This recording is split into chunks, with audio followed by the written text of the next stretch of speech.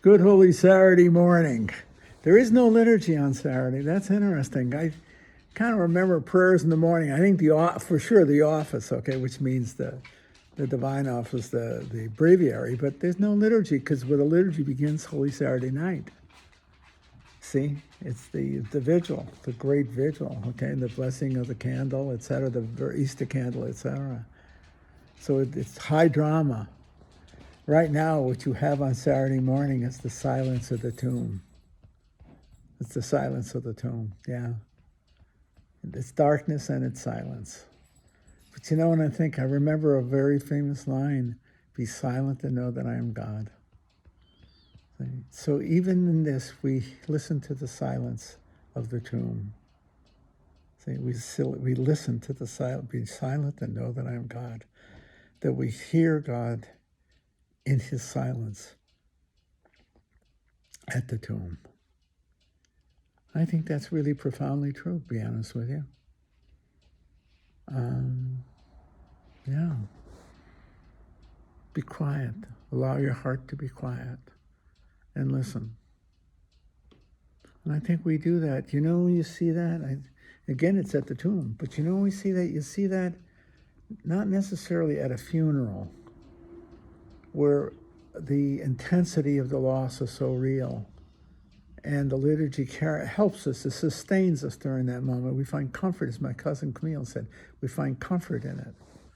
But there is afterwards. And this, you see this, I find myself doing it too, okay?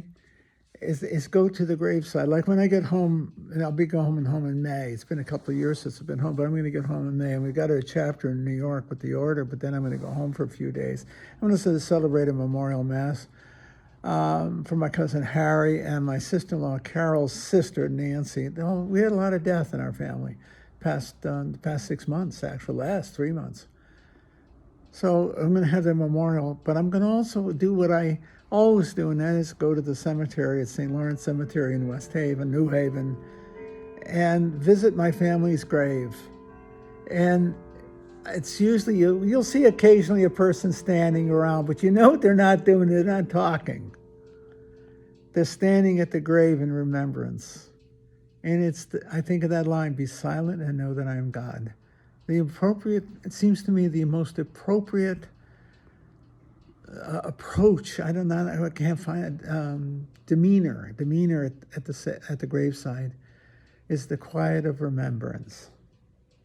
It's a reverence in remembrance as you stand there. I say my prayers, but they're very, very brief. Basically what I do is just make the sign of the cross. I bless the graves where my parents are buried, my grandparents are buried, my great Uncle Joe. That'd be my, and I remember. Be silent and know that I am God. I remember with reverence and remembrance, see, but with hope. See, the silence of Saturday gives you, Saturday morning and day, gives you the hope of Saturday evening, which is the vigil Mass, the lighting of the candle, you see, the Easter candle, the symbol of eternal hope, light over darkness.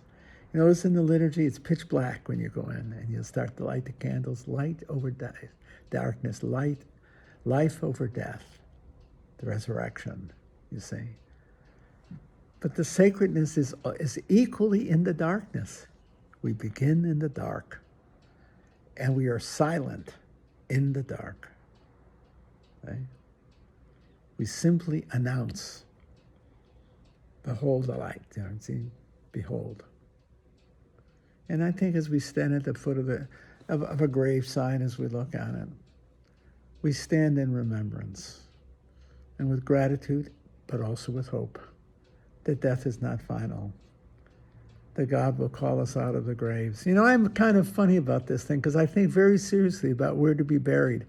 I'm not comfortable with, I don't know, my friend Junie, God rest her, she and Bill both had their bodies They've donated their bodies to science, and of course they're cremated. And that's one final generous gift. I have to say that. I'm not taking away from it, but there's something in me wants to remain in a place. I think that maybe I'm just selfish. I don't know. But I know for myself, I want to go back to where I came from.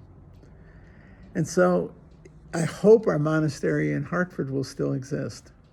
I got my doubts because I think we're just down to 4 men, and I don't know what the future holds. But I want to be buried in Hartford. I want to be buried with my fellow Passionists in Hartford. Those would be all the guys from Connecticut that were Passionists. Not a lot of us, but enough of us, you see? And if that ends, then they will transfer their bodies. They'll transfer the graves, okay?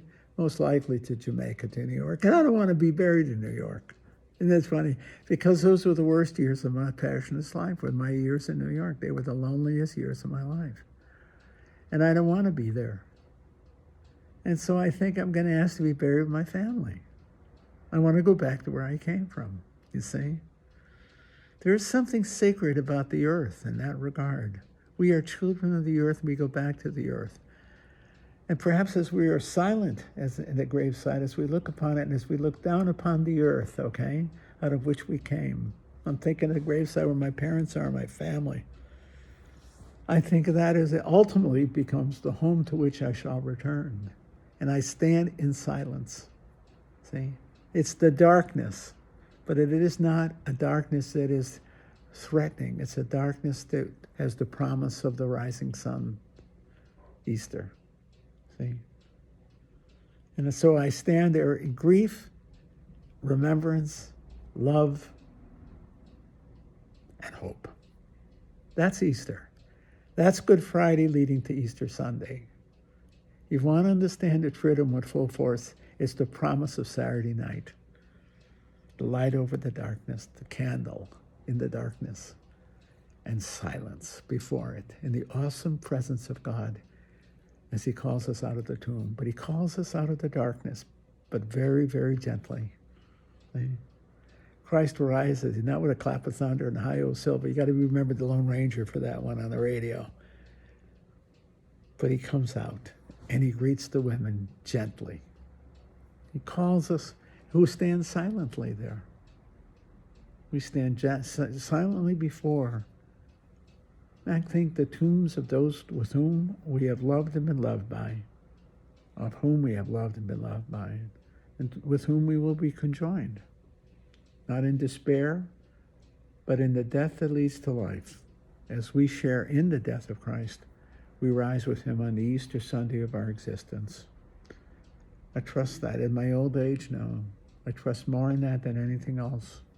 The death and resurrection of Christ, the great Easter mystery, the great Paschal mystery.